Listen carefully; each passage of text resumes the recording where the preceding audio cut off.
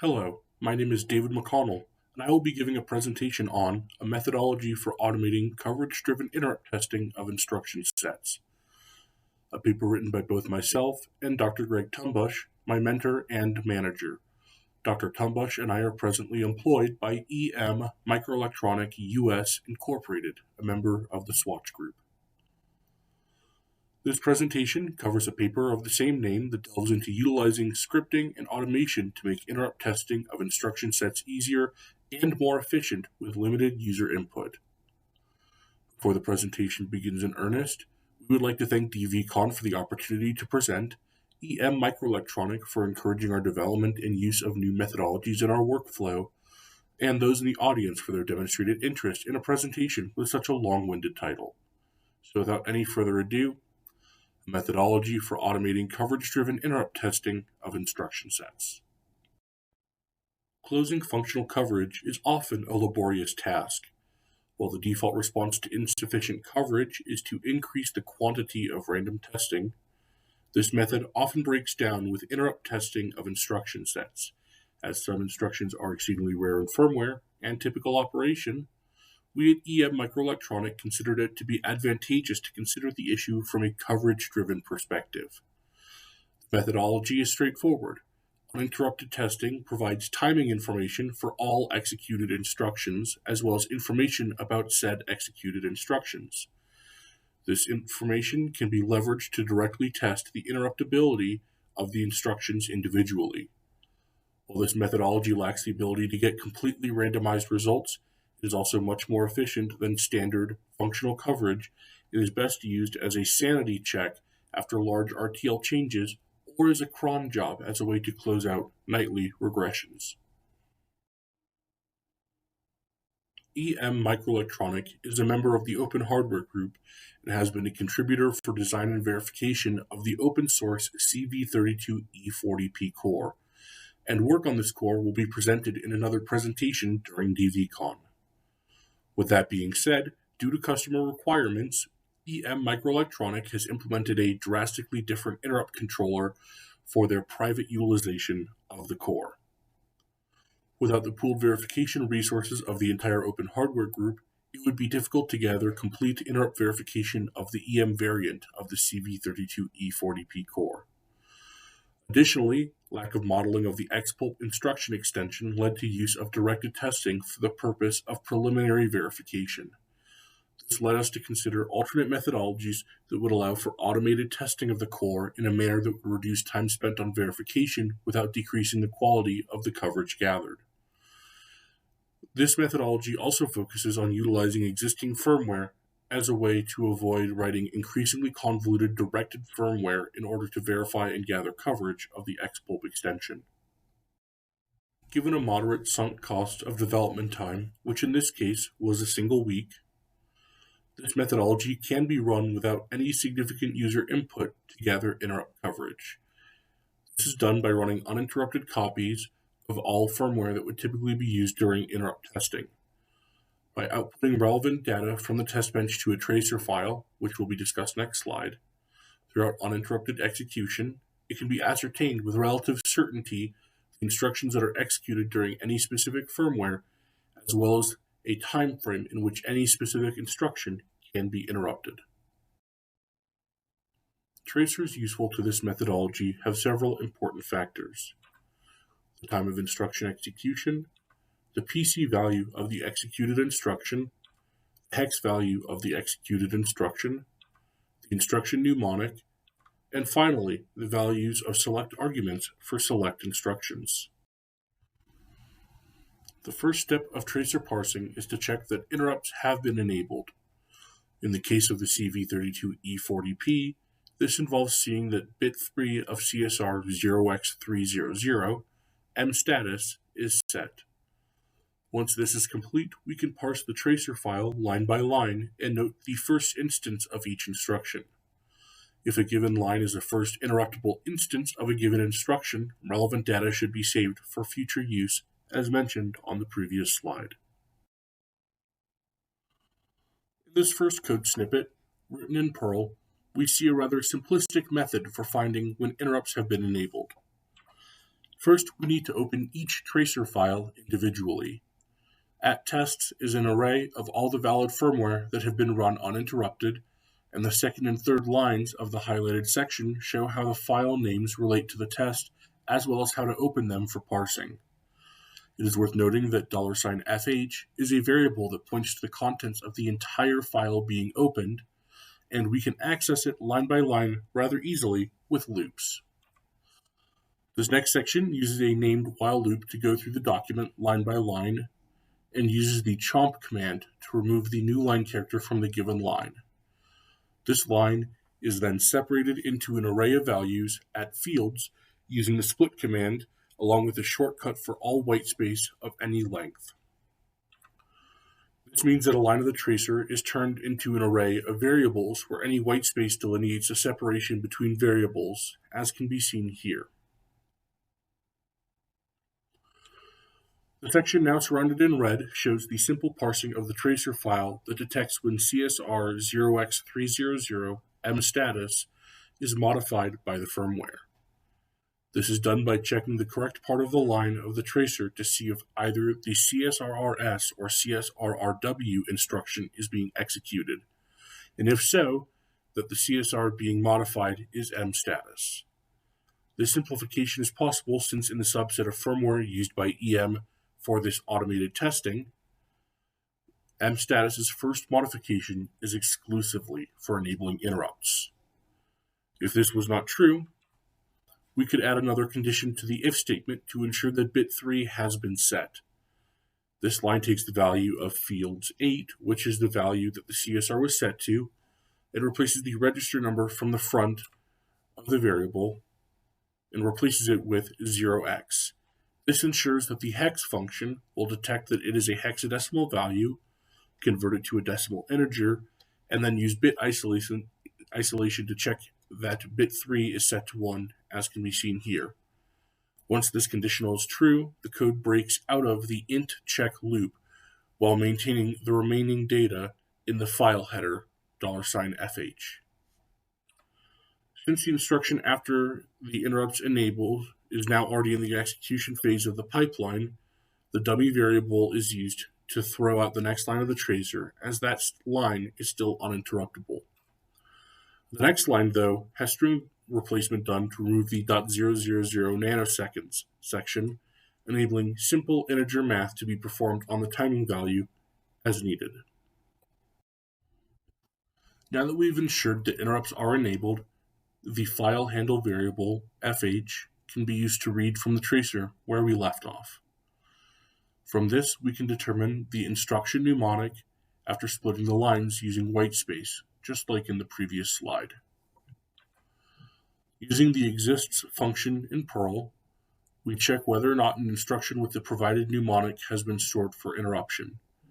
If none have, the firmware name and the execution time of the previous instruction with an offset are stored in the hashes with their key being set to the instruction mnemonic. The previous instruction's timing value is used since in the CV32E40P, the instruction in the execution stage is not stopped by an interrupt, and the interrupt service routine is triggered between instructions. By using the instruction mnemonic as the key for accessing data, the exists function is now true from now on for all instances of that instruction, which when inverted foreign and less conditional, results in no other instances of the instruction being scheduled for interruption. Regardless of if the instruction is unique or not, its timing data is stored in the interrupt time variable so that if the next instruction is going to be interrupted, we have the correct execution time for the instruction preceding the instruction being executed. This flowchart will help visualize how the tracer parsing process works. First, a valid list of firmware will be provided for testing and parsing. As can be seen in the pseudocode example, it can easily be done by hard-coding the values in the first example, or parsing for the firmware names in the file system and removing the file extensions from the firmware names, such as the second example. This gives us a list of file names without extensions that we can then use to run all tests. Next, we must execute all firmware with interrupts disabled in order to gather tracer data. The two highlighted blocks in conjunction function like the pseudocode to their right. Each test is run once with interrupts off. Once this is complete, we have a tracer for each firmware and can parse for relevant data. Now that all firmware have been run uninterrupted, we can work through an example of tracer parsing. Here we can see a few lines from a tracer file. It is worth noting that prior to this snippet of the tracer, interrupts are disabled and interrupts are enabled by the instruction line 2 of said tracer. Since we are not done with parsing, and the example involves the file being partway through parsing, we can start processing each line from the box labeled Read Next Line of File. By following the red arrows, we can see that since this line isn't the end of the file and interrupts are disabled, we do not store any information for this instruction as it is not interruptible. The same is true for the following instruction, as this is the instruction that enables interrupts, but interrupts are enabled during its execution. The first usage of instruction LUI is, however, the first use of an instruction that can be interrupted, and as such, we store the instruction mnemonic, timing, and firmware name. This will be used in all remaining parsing to make sure that no other instances of LUI have their information saved for interrupt testing. The same is true for the following add-I instruction. While add-I was executed previously in the firmware, it was not interruptible at that time, and as such, no data was stored for the previous instance, thus making this instance the first interruptible instance of add-I. Finally, we come across our first interruptible extraneous usage of an instruction. Since this is not the first interruptible usage of this instruction, no information is stored for that specific instruction, and instead, the next line of the tracer file is read. In essence, the upper half of the flowchart shows the process for generating tracer files, while the bottom half shows how to leverage said tracer files to gather pertinent information in order to execute targeted interrupt testing. Now that timings are determined for interrupt testing, for each mnemonic we can use scripting to automatically modify the test bench to use the determined interrupt timing, run an interrupt test with said fixed timing, and store the log file in an appropriate location. It's also recommended to append relevant aspects of the test, such as firmware, mnemonic, and/or seed value to the file name for ease of parsing later, though firmware name proved to be the most important in EM's implementation of this methodology. This snippet of code shows the process of replacing the selected line of the test bench with the interrupt timing value. To start, the test package file is open to be read from, and a temporary file of the same name is open in the local directory for outputting the contents of the new file to. With both files open, the majority of the lines fall under the else statement, which directly prints the line with no modification to the temporary file. This is used such that only a singular line of the file is modified. The else if statement only occurs once. This statement is searching for a hook line, which is a regular expression that is unique to a file and is commented out so that it holds no value to the host file, and thus is much easier to parse for. This sets a variable, modify, to 1, which informs the if statement that the next line is the line containing the delay value in nanoseconds for the interrupt test. This line is replaced in its entirety with the new delay line, and the modify variable is set back to 0, thus ensuring that no other lines are modified. Once all of this is completed, both files are closed, and the temporary file replaces the original file in the test bench. From here, the interrupt test can be run, and then the process is repeated until all instructions have been run. Due to the test bench not producing mnemonics for output to log files, EM had to use the hex values of instructions. This compromise did have other benefits that will be discussed in the pitfall section just prior to the conclusion. Now that all instructions have been interrupted once, the log files should be searched to find the results and output those in a user-friendly manner. This can be accomplished in many ways, but CSV files are relatively easy to use in this case. The previous section of slides can be seen as a flowchart here. Using the data provided from the tracer parsing phase of this methodology, for each instruction mnemonic, the test bench is modified to set up an interrupt test at the time that was determined for that instruction, and the interrupt test is run and the log files are saved. This continues until all instruction mnemonics that were parsed earlier have been interrupt tested.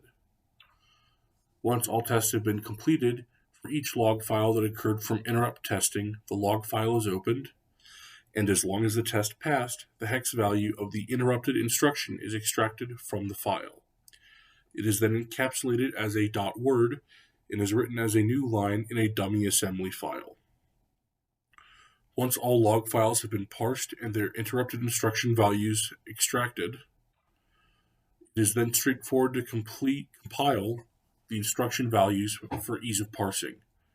First, we compile from assembly to an object file, and then we compile from said object file to an object dump file, which contains easy-to-parse mnemonics, as well as the instruction values to check against to ensure that there were no errors. Finally, by parsing the object dump file for valid mnemonics, a hash of the number of times a given mnemonic has been executed using the mnemonic as a key can be created, and once parsing is complete, the data can be printed to the user in a more easy-to-read format, with the best format likely being a CSV file. Implementation issues can be abundant depending on the aspects of your test environment's design.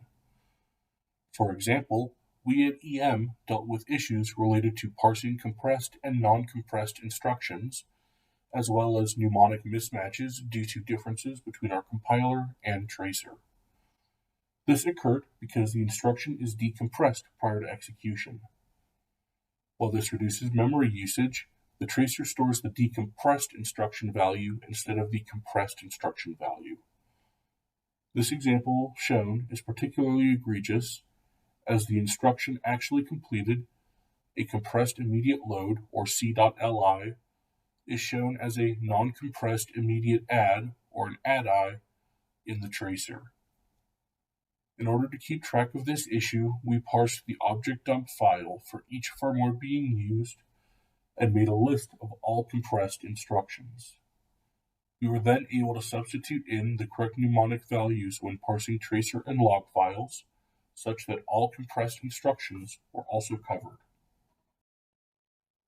In addition to cases where mnemonics mismatched due to occurrences of compressed instructions, there were a few cases of the compiler using mnemonics that are simply subsets of the same instruction.